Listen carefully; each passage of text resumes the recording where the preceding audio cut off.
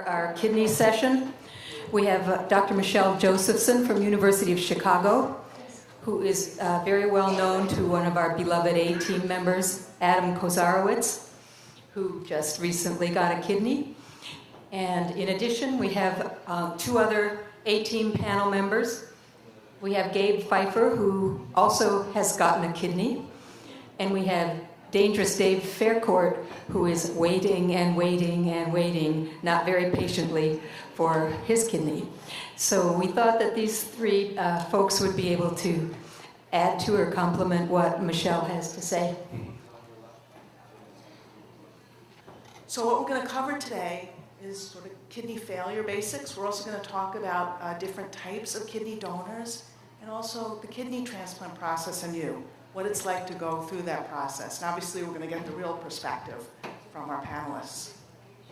So why are kidneys important? We've heard some really interesting information about kidneys earlier today. And I just want to show you a picture of a body, and you can see the kidneys up here and how they are drained by the renal veins going to the vena cava, and you can see the aorta with the renal arteries that feed the kidney.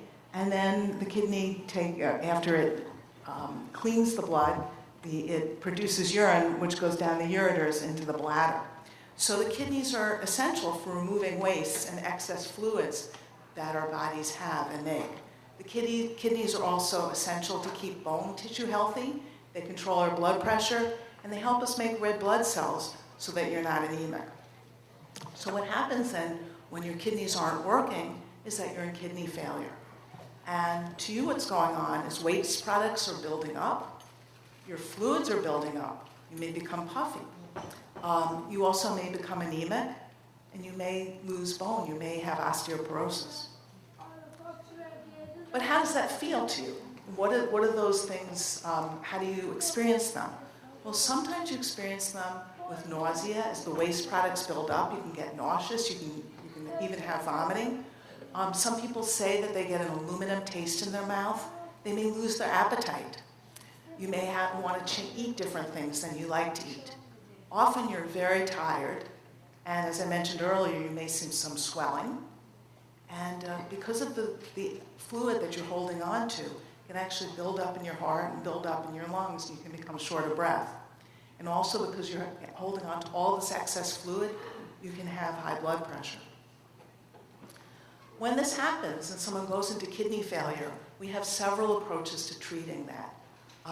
You may have heard of dialysis, and we may need to do dialysis, and there are two forms of dialysis. There's peritoneal dialysis, and there's hemodialysis. And I may just, instead of my getting into those specifics, maybe I'll have Dave tell us a little bit about, and Adam tell us a little bit about their experiences on dialysis at the end. And then what I'm here to talk about is transplantation. And that's also a form of a way to treat kidney failure, and it's a form of kidney replacement therapy. So kidney transplantation is great, but like everything, it has risks and benefits. Now I'm just going to point out a picture to you down here. This is my surgical colleague, Dr. Becker, and she's usually in the operating room while I'm usually in the clinic. And what you can see is that are listed the risks of surgery, the risks of the transplant. So there's a risk of surgery, there's risk of infection, risk of rejecting the kidney. Sometimes the kidney doesn't start right away and you may have delayed function. Because of some of the medicines that you have to be on after a kidney transplant, you may get increased risk for certain types of cancers, skin cancer specifically, and lymphoma. There's also a risk of diabetes just from the medications that you get to need to take for a kidney transplant. And like all procedures, there is a risk of death. But there's a lot of benefits. Now the benefit list looks shorter, but I think if you talk to people who are on dialysis and you talk to people who have gotten a kidney transplant, the list may be shorter, but they'll tell you to them the benefit is much bigger. There's an improved quality of life, and people feel markedly better after they get a kidney transplant. They also can live longer. There's increased length of life. And sometimes you ask someone, what are they happiest about the transplant? It's because they don't need dialysis anymore, because they need a working kidney, because dialysis is as wonderful of a therapy as it is, and it is a life-saving treatment. It can be very difficult to go through. Now, there are over 600,000 people in the United States who are in need of a kidney transplant. Now, I know we have an international audience, and I can't address all of the different numbers of different countries, so I'm going to give you actually a sort of United States-centric perspective, and actually I'm going to even give you a Chicago-centric perspective, because that's where I work and live. So in the United States, there's over 100,000 people who are waiting for a kidney transplant. Now, to put this in perspective, each year there are perhaps 14 to 20,000 kidney transplants done a year. So you can see that the number of people who need a kidney transplant is much, much larger than the number of people who actually are getting a kidney transplant every year. When people are waiting for a kidney transplant, they're registered, and I'll talk about this again a little more, they're registered in different parts of the country, and so the times vary a little bit from different parts of the country to other areas as to how long you might have to wait for a kidney transplant. In the Chicagoland area, people wait about 4 to 6 years. But because there is this wait, each year about 8% of patients die while waiting for a kidney transplant. Let's talk a little bit about the types of kidney donors. So first, you may be wondering where kidneys come from, and it's from two types of donors. We have deceased donors, and a deceased donor is a person who has died and has donated their organs, and this can be from anywhere in the country. You may have signed your driver's license and to be a kidney donor, and that's where this group comes from. Or a living donor. This can be a friend, a relative, believe it or not, it could even be a stranger who is alive and gives you a kidney. When we have someone who's a deceased donor, there are actually different types of deceased donors. There are actually two basic types of deceased donors. A deceased donor is someone who's either is declared dead because they're brain dead, or they've died after their heart has stopped. So when they're brain dead, someone's death is declared because they have no brain function. This donor may actually, while they were declared brain dead, may still be on a breathing machine with a heartbeat. That may be true up until the time that the organ or the kidney is procured. If they're a donor after a cardiac death, the donor actually cannot be declared deceased until after the heartbeat has stopped. And because of that, sometimes if you get a kidney from someone who is a donor after cardiac death, the kidney may be a little slower to work. Why is that? That is because the kidneys were there without blood flowing to them from the heart, and consequently they may be in a little bit of shock. So they may be what I call a slow starter. But that's okay, because these kidneys, just like kidneys from, if you got a kidney from someone who is a brain death donor, last as long and do just as well in the long run. And even kidneys from someone who was declared dead because of brain death, they actually may be slow starters as well, but that's okay. Now, it turns out that deceased donor kidneys are scored. They're given numbers, and this number is called a KDPI. It stands for Kidney Donor Profile Index. And there are actually 10 factors that go into this score. And it's supposed to give you some sense of how well the donor's kidney will work after transplant. Now, I was thinking this is kind of funny. They probably took a whole group of people like us, put them in a room, a whole bunch of experts, and then they said, well, let's come up with a score. And they got it somewhat backwards. Because I was always thinking, a score, it's like taking a test. If you do well, you want a really high score. But actually, this score, you want a really low score, because it turns out that the lower the index score, the better the kidney. It also turns out that potential candidates who are waiting for kidneys are scored as well. They have this so-called recipient scoring. And this recipient scoring is called EPTS, Expected Post-Transplant Survival. Now, this score is actually based on 4 factors. It's based on the person's age, whether or not they have diabetes, how long they've been on dialysis, and if they've ever had a prior kidney transplant. For most people, that score doesn't really mean anything. It doesn't much matter. But the situation that it matters is if you have a fantastic score. If you have the best 20% score, the lowest score, the best survival score, you're eligible to get the best kidneys. And the thought there is that they want these kidneys to last the longest, to go into people who have the longest likelihood of living a long time with these kidneys.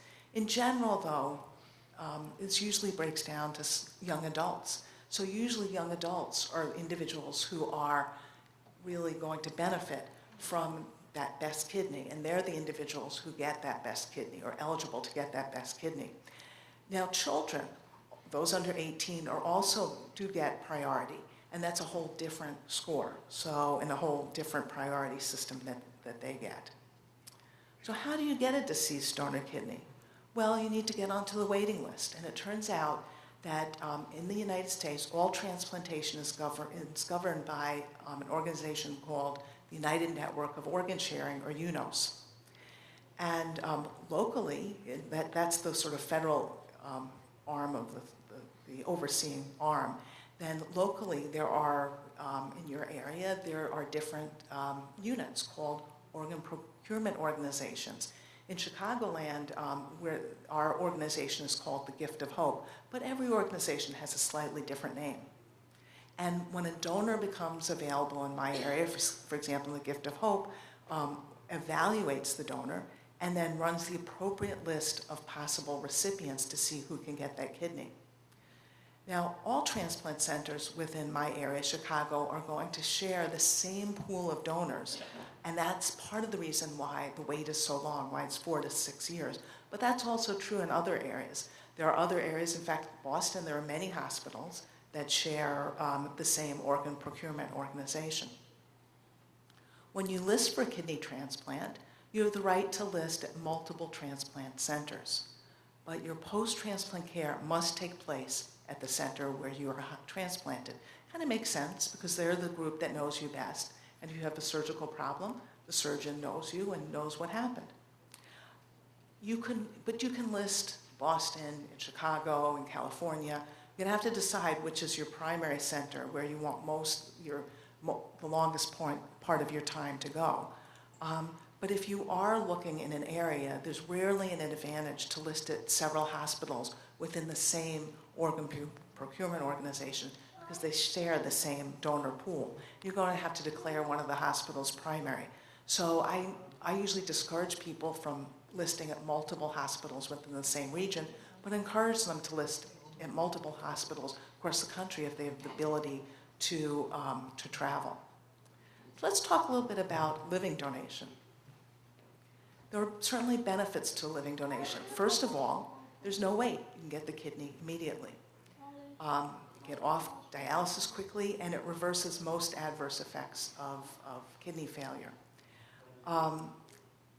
This isn't always true, but often living donor kidneys work better and last longer. Again, that's not always true. So on average, a deceased donor kidney lasts about 8 to 10 years, but I have taken care of patients whose kidney transplants from deceased donors have lasted for over 30 years. So I don't want you to get stuck on this idea of 8 to 10 years.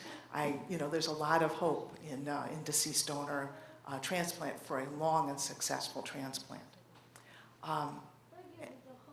By comparison, they say that live donor kidney transplants can last about, on average, 15 to 20 years. Again, that's average, and many last much, much longer. You can schedule the surgery, and it benefits you because you get your kidney, but you also get off the wait list, and so it helps someone else on the wait list who may not have access to a living donor, who can then get their kidney sooner.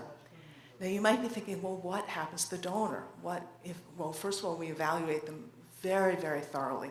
We never let anyone donate a kidney if we think that it's going to harm them. And God forbid a donor went into end-stage kidney disease, which has happened.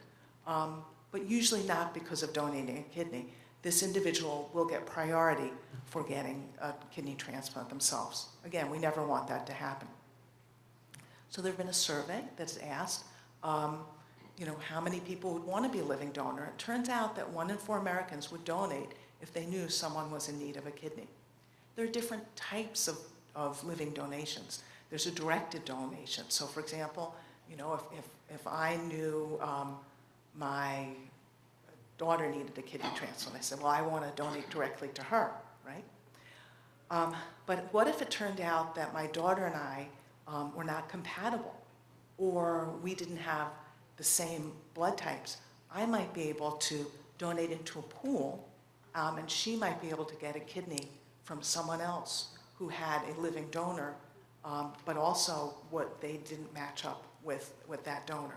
And I'll talk about that in a little bit, but that's another approach, so that there are sometimes paired exchanges or even chains. You may have read about these in the paper, where someone can give to a kidney in, and then it just kind of goes so on, so on, so on, that we're able to match up pairs of incompatible people. This is a pretty new approach, and I think it's really revolutionized living donation and allowed many people to get kidney transplants that they couldn't get before. The so-called altruistic or non-directed donation. I actually don't like the word altruistic, because I think any kidney donor is altruistic, whether they know the person or they don't know the person. Still quite a gift to give to someone. And so that can be done in certain ways. So someone could say, I just want to give it to one person on the list, for example, at your hospital. Or they could start a chain. They can say, no, I'm going to give it into the pool, and it goes to the best person. And then if that person in the pool also had a living donor who couldn't donate to them, they could give and give and give. And again, you could start a whole chain that can lead to many people getting kidney transplants. And so because of that, what's wonderful now is that you no longer need to be a match to donate. In the old days, you could want to donate a kidney, but if your son or daughter or sister or friend, if you didn't match with them, it was really too bad. But that's not true. In order to donate a kidney, you have to be at least 18 years of age and medically and psychologically healthy. Who can't donate? Well, I usually think of it as that anyone who donating may hurt them, or that they may need, or they're at risk for going into kidney failure. Anyone that giving a kidney may harm them, or the kidney wouldn't be great for the person getting the kidney. So usually we don't let people who have diabetes donate, anyone who's had an active or recent cancer donate, anyone who themselves has kidney disease donate. If someone has HIV or AIDS, we don't allow them to donate usually, although now there's something called the HOPE Act, where people can donate who they've had. It used to be illegal to transplant kidneys from donors who had HIV, but now that the HOPE Act has allowed people to transplant kidneys that come from people who have HIV. We only do it to individuals who themselves have HIV, but that's allowed people then to possibly be able to donate. Anyone with hepatitis or high blood pressure in general cannot be a donor. There are some centers that under certain conditions do allow people with, for example, easily controlled, one drug controlled high blood pressure to donate. So how do they go about doing the donor nephrectomy or taking the kidney out? There are really two approaches. There's the open approach and there's a laparoscopic approach. This is the oldest first approach. What they do is make an incision across your side, and the surgeon is then really looking at the ribs, moves the rib out of the way, sometimes has to take out the bottom rib, is then staring directly at the kidney and cleans the kidney off and separates, ties off the vein, the artery, and the ureter, that tube going down to the bladder, and is able to then take the kidney out and sew the person back together. They go back to the recovery room. More likely, over probably 99% of the times nowadays, surgeons do a different approach, which is a laparoscopic approach. They're actually not looking directly at the kidney. What they're doing is they make these small, tiny little incisions, and in those incisions, they put instruments. So they may put scalpel and scissors. They also put in a video camera so that they could see where they're going. And they're actually looking up at a screen while they're doing the surgery.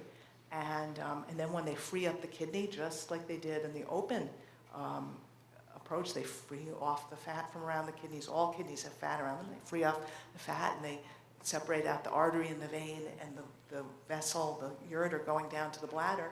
Then they make an incision down low. Now, for any women who've had C-sections, it's really the same incision that they make. They make the incision low, and then surgeon with a glove on his or her arm goes in and basically pulls the kidney out and then cleans it off. Nowadays, as I mentioned, open surgery is very rare. They're hardly ever done because it's much harder on the recipient. It's a shorter operating time, but the recovery is much, much longer and much more painful. So laparoscopic approach is routine these days. It's fast recovery, only stay a couple of days in the hospital, smaller incisions. For example, if you have laparoscopic, you could expect to be in the hospital maybe 2 to 3 days. They get you up and walking in the hospital. You're really in full recovery in about 6 to 8 weeks. Depending on what kind of work you have, what kind of job you do, if it's very sedentary, you might even be able to go back to work in as little as 2 weeks. I generally advise people to tell their boss, I need 6 weeks. You're a hero if you show up in 2 weeks, if you told someone you needed 6 weeks. But if you're really not feeling well after 2 weeks and you need the time off, it's just harder to ask for extra. You may need temporary pain medications, and you're not going to have any dietary restrictions following donation. We just tell you, as we tell you no matter what, you should have a healthy, balanced diet. We evaluate donors very closely to ensure that they're at low risk. There are complications, there are potential risks. Anytime you go to the operating room, there are always risks. For a donor, there's the risk of bleeding, potential surgical infections, urinary tract infections. You might get a pneumonia or a blood clot. But we work our hardest to make sure that none of that happens. Now, I don't care if you are having a toenail removed.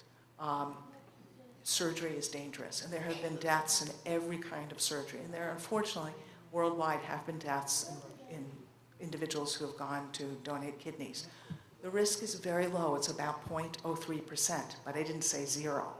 And the most common reason that someone dies from donating kidney is that they get a blood clot in their leg that goes to their lungs. And it's part of the reason that we evaluate people so closely to make sure that they don't have potential complications or potential medical problems that may cause problems.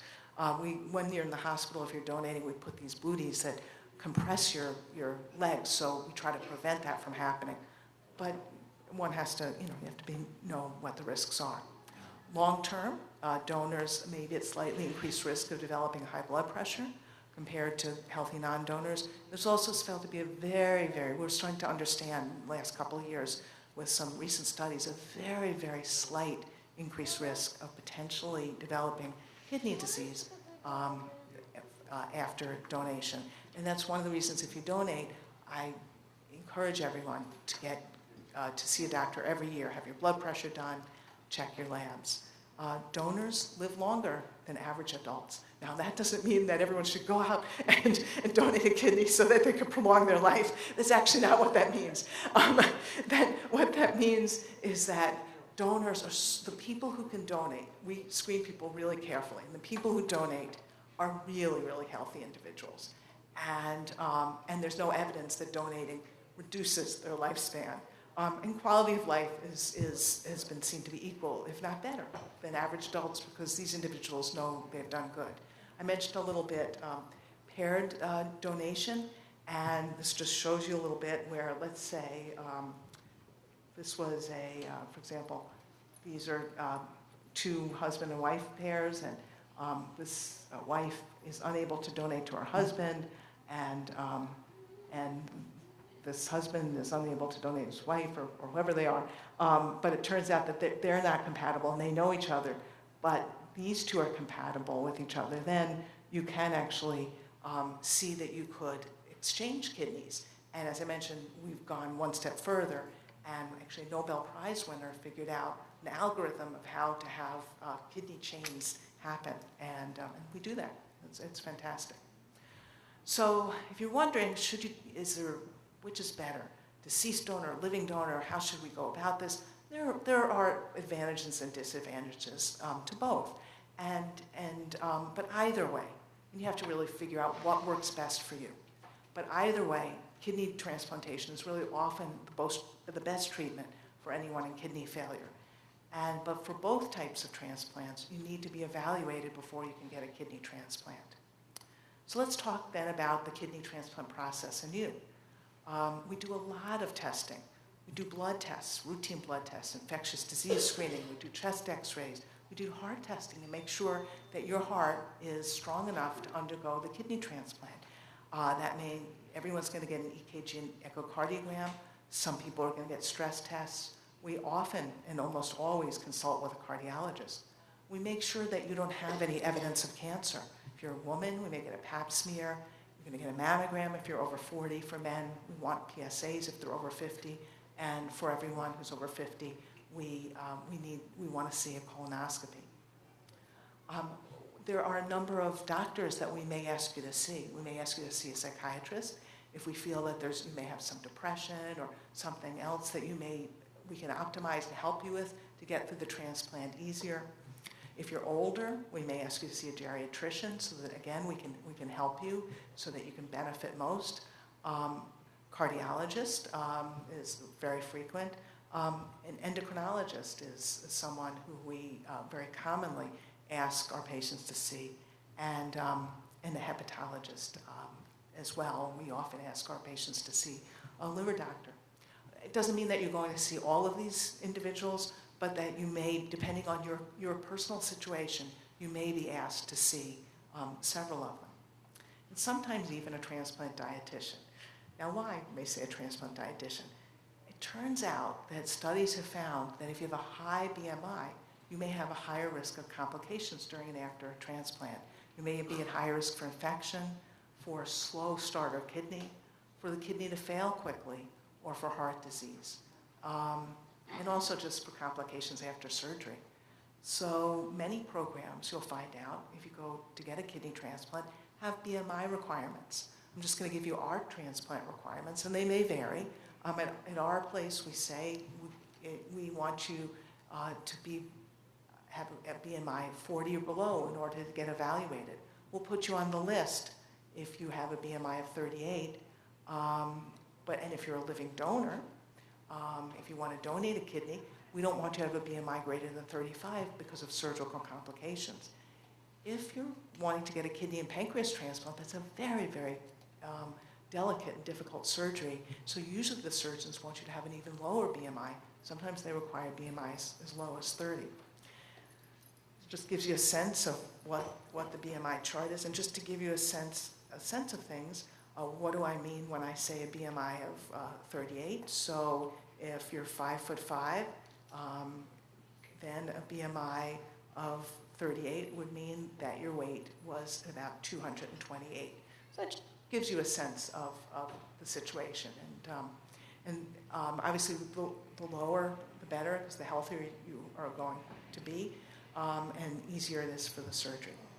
So we regularly ask our patients to see a dietitian to help them if they have a high BMI, if they have excess abdominal fat, or if they've had a rapid gain or loss in weight, anything that may help us get you through the transplant safer. We may also ask you to see an eye doctor and a dentist. Why the dentist? To make sure that you don't have any abscesses in your teeth, because after the transplant, we're going to give you medications, which we'll talk about in a few minutes, that's going to lower your immune system. And so you're at risk for infection. Why an eye doctor? Because sometimes if you have diabetes, you may be at risk for retinal bleeding, and that can be a problem if you have it, if you're getting anesthesia. So we want to be very careful not to make any situations worse for you. Truth of the matter is that all of this testing, and there's a lot of it, and I think Adam can really relate to how much there is to keep you safe. We really do these tests because infections and cancer can be dangerous after transplant. make sure that you're healthy enough to have surgery, and to make sure that your body can maintain a transplant over time. We also test the donor kidney. We want to make sure that the kidney is safe and working well before we go ahead with the transplant. Aside from all the testing that we do for if you have a live donor, we screen even deceased donors for infectious disease. We make sure that the deceased kidney, the donor, either living or deceased, is not infected with the HIV virus, and we do that with the most up-to-date technique. Now, in spite of testing, there's still chances of transmission of the disease. So in the general population, there could be what's called a false negative, or that the test is negative even though, because the donor had just contracted the virus, even though the virus is just starting, it could be 1 in 100,000. Again, quite low, unlikely, but you need to know that. And if someone is considered a high risk, if they had behaviors which may have put them at increased risk for having contracted HIV, the risk may be up to 1 in 10,000. Again, not a huge risk, but I didn't say 0. Why do we screen donors for cancer? Because we don't want to transmit a cancer through transplantation. And that has actually happened. We're very careful about that. We want to evaluate how well the donor kidney works, because we want you to get a good working kidney. We want the kidney to work for you for many, many years. So we check the donor's kidney function. We also make sure that the donor kidney is not spilling protein. We also have to consider your immune system. We have to make sure that your immune system will accept the new kidney, because that's key to making sure that the transplant is going to be acceptable and successful. Let me touch on this in a few different ways. So there's matching. You know that we have very robust immune systems, and we do because we want to fight off foreign invaders. The antigens are considered the invaders, and our antibodies are considered the fighters. But sometimes, and actually always, unless we're on immunosuppression or you have an identical twin, the immune system is going to mistake the kidney transplant as a foreign invader. It's going to try to get rid of it. And our immune systems are good at doing that, so that'll lead to a rejection and failure of the kidney transplant, and this can be immediate or gradual unless we do something about it. Blood types are also important. You may know your blood type. You may know that you're A, you're B, you're type AB, you're type O. So if you're A, that means you have an A antigen on your red blood cell. If you're B, you have a B antigen on your red blood cell. If you're AB, you have an A and a B antigen on your red blood cell. And if you're type O, you don't have any antigens on your red cell. And this has all sorts of implications, which we'll get to in a minute. We also test other antigens. We test antigens called HLA, human leukocyte antigens, which actually I think we can credit Jackson Labs in large part for the immunology behind the HLA. So it's really something that we can thank them for. So everyone has their unique set of HLAs. And we are really focused on 6, 2 A's, 2 B's, and 2 DR's. And what we want to do, the reason we're focused on this is we want to make sure that if you're getting the kidney, that you don't have preformed antibodies to that A, the A's, the B's, and the DR's, those antigens that sit on that kidney. Now, you may have preformed antibodies. And we actually, before you get a transplant, we test you to see whether or not you have preformed antibodies. We give you a number, a percentage, with something called the panel of reactive antibodies, or PRA. And what we're testing is to see in your area, in your surrounding population, what percentage of antibodies, how high or how likely are you to reject kidneys from people in the area, or do you have antibodies, get antigens in the area? And this goes, it's a percentage, and it goes from 0 to 100. 0 means you don't have any antibodies. You're less likely to reject a kidney. You could probably get many kidneys that came up for you. But if you're 100% sensitized, it's going to be very, very hard for you to get a kidney. And that also informs us in many ways. It doesn't inform us about a specific kidney that comes up for you, but it informs us that if a kidney comes up for you, if you're 100% sensitized and a kidney comes up for you, you really should take that. That you don't have antibodies against, you should really take that kidney, because you're likely not to get a good, it's unlikely that you'll get a chance again. So you really have to use that PRA to strategize. So you need to find a suitable donor, and we have to worry about the blood type. If you're blood type O, you need to get an O donor because you have antibodies against A, B, and DR. If you're blood type A, you need to get either an A kidney or an O kidney because you have antibodies against B. If you're blood type B, you need to get a B kidney or an O kidney because you have antibodies against A. And if you're blood type AB, you have won the jackpot. You can get a kidney from someone who has blood type A, blood type B, AB, or O. We test for HLA, as I said. It's not such a problem as it used to be, but we want to make sure that you don't have antibodies. If you have antibodies against them, we can't give you the kidney, but if you don't have antibodies and you don't have the same HLA, that's okay. We can get around it. We work around it. But we do tests. We do a cross-match test to see if you have antibodies against, when a kidney comes up, against their antigens. If the cross-match is negative, that's great. If the cross-match is positive, it means that you can't get the kidney. You might be thinking, how could I possibly have antibodies? Why would I have antibodies? And we get antibodies for many, many reasons.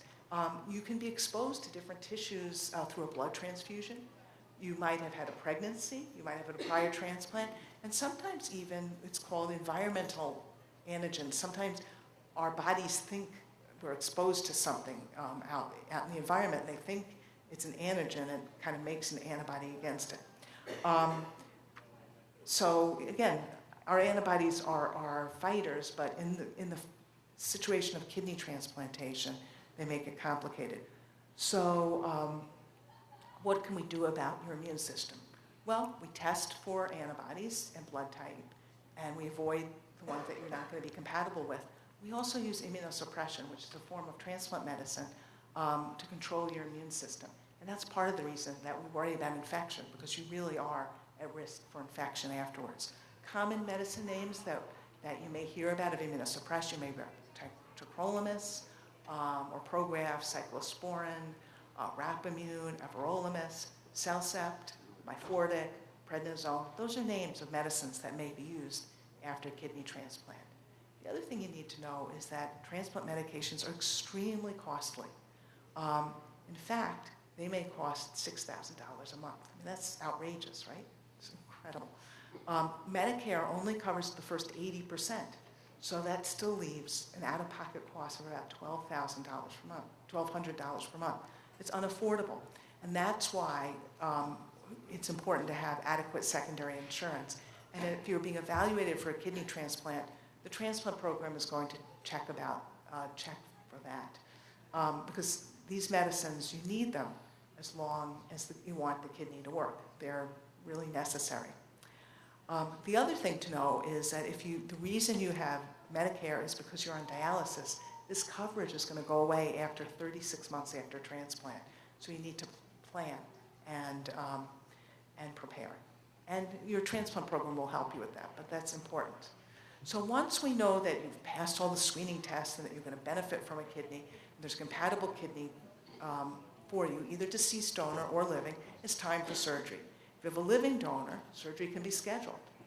But if it's going to be a deceased donor kidney transplant, surgery happens whenever the kidney becomes available. And somehow the kidneys always seem to become available in the middle of the night. You always get these calls at inconvenient times. But it's exciting.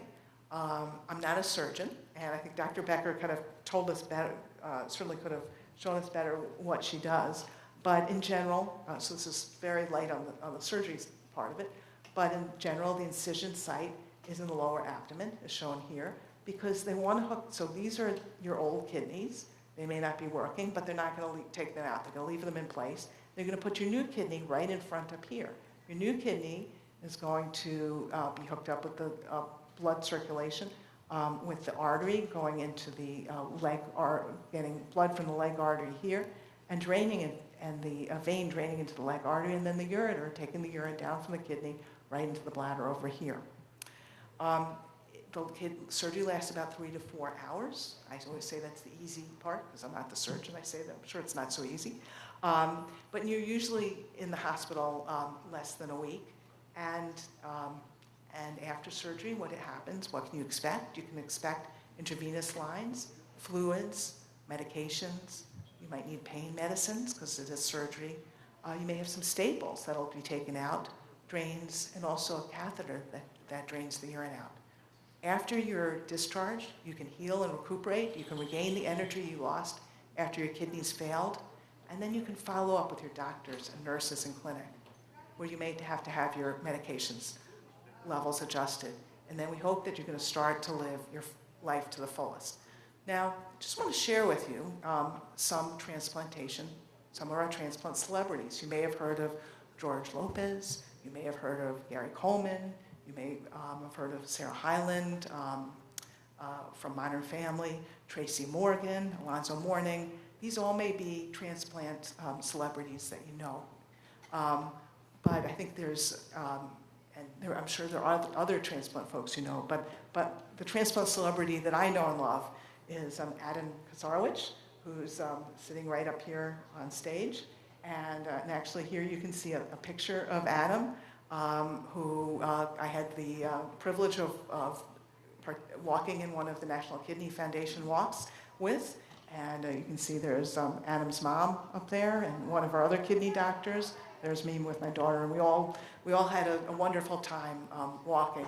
And I think there's probably nothing better that really speaks to the power of transplant was when I was out getting to walk with Adam and seeing him feel so well and enjoying life after his transplant. So I'm going to stop there, but I know there's much more important perspectives to come. I'd be happy to answer questions, but maybe why don't we do that after we hear our transplant celebrities and our other panelists speak. Adam, do you want me to go ahead? Go ahead, Adam. Okay. Where's the... Is the mic in front of me? Can everybody hear me? Yeah, I'll give you one. Okay. Or do you want me to really yell it out? No, that's okay. If you guys are talking one at a time, you can just pass that mic around. Okay. Okay? Okay.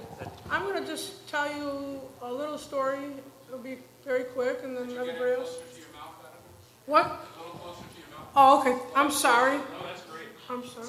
I'm going to tell a little quick story about me and everything, and you do have time later on to see me. I can tell you other things, but I was very thankful to be at University of Chicago because of Dr. Ehrman, who's here today, to find out I had Alström's, and then Dr. Josephson got in the picture, and she got me on the list early enough to be very lucky. I only had 1 year of dialysis, and then I got the call one day in the morning from Gift of Hope people, said they have a very close match, they will get back to me. And then it was about 7 o'clock that night when I got the call to say, come to the University of Chicago, and we left. And they said, don't get in a hurry, but just get here as soon as you can.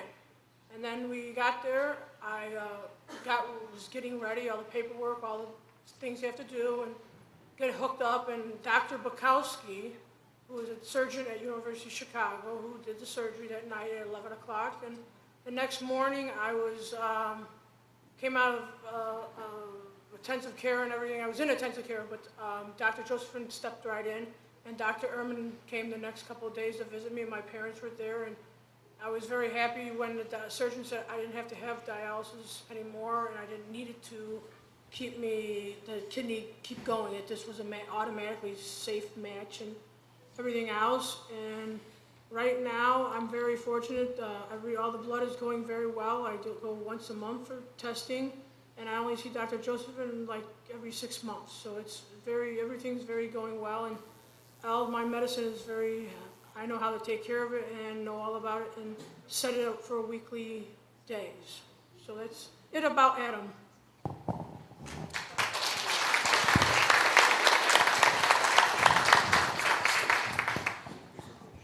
Okay, so I'm Gabe. Hi, everyone. So I was told that on average, my waiting for a transplant would be 4 years. Luckily, I was fortunate enough to get a live donor from my mother, so I was only in dialysis actually for 4 months, which is good because that was annoying. And I had my transplant done at Hahnemann, which is the hospital down in Philadelphia. And now I'm going in about quarterly to see my nephrologist, and everything's going well.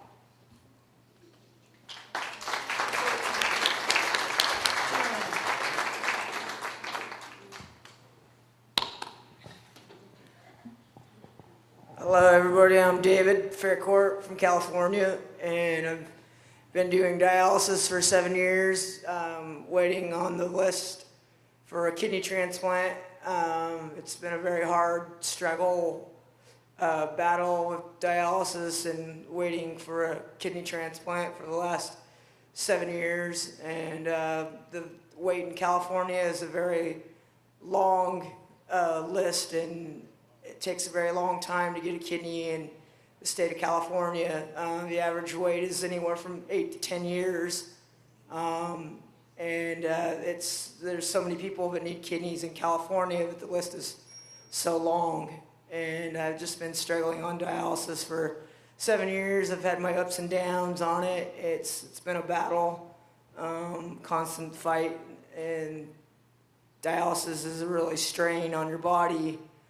Even though it's keeping you alive while you're waiting for a kidney, puts a lot of strain and struggle and pressure and pain in your body sometimes, and sometimes you feel really crummy afterwards or the day before you have to go, and a lot of times it can be very painful, and at times you don't want to go anymore, but you have to keep on fighting and then waiting for that day to where when you get your call to get a kidney, and it's a battle to deal with. You know, a lot of people that have kidney failure that are young kids need to, the sooner you get on the list, the sooner you can get a kidney transplant, and the less you have to wait is the faster you can get it, and the longer you stay on dialysis and the longer you battle with dialysis and be waiting on the list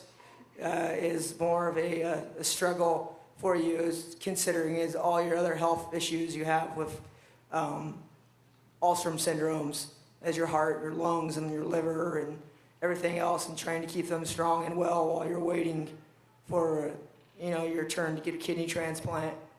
And it's kind of what I've been dealing with. Is my story. Thank you.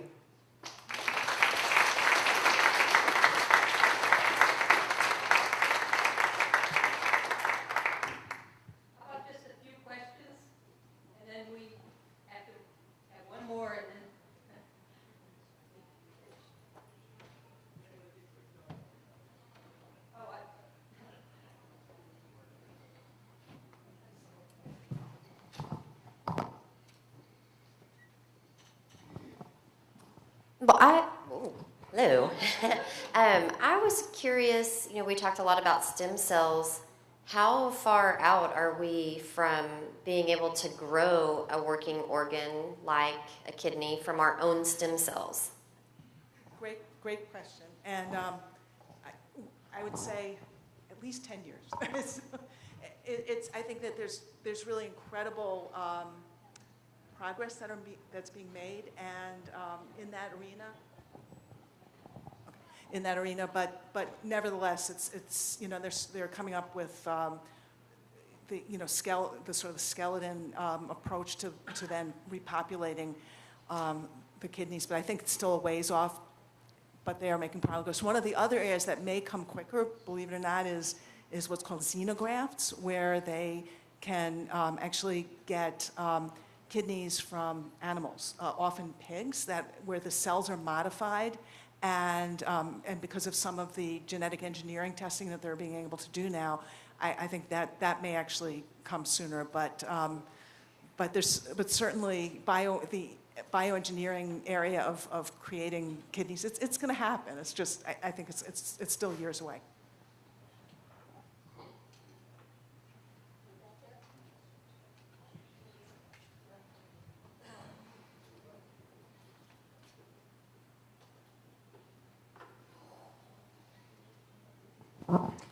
My question is about donors across racial or physical ethnicity backgrounds.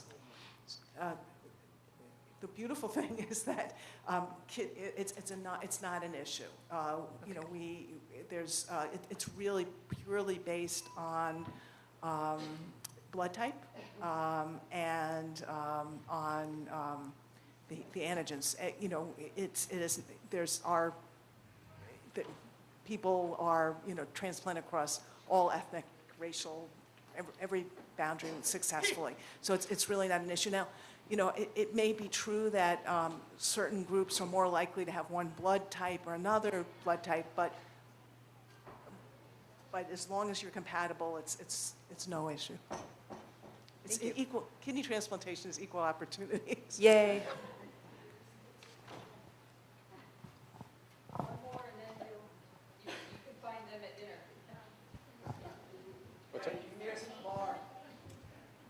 An age Is there an age limitation? for the recipient?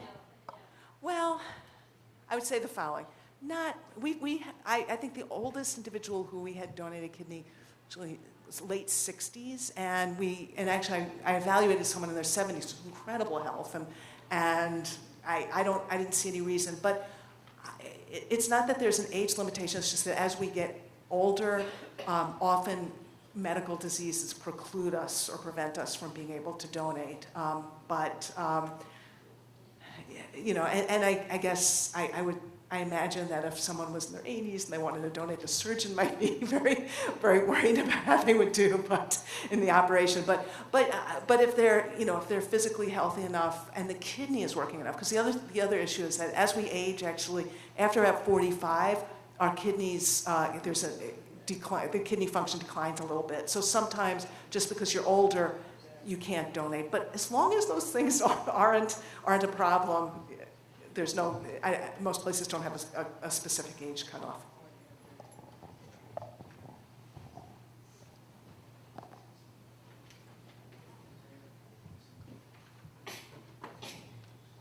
Thank you very much, Michelle, and our wonderful panel.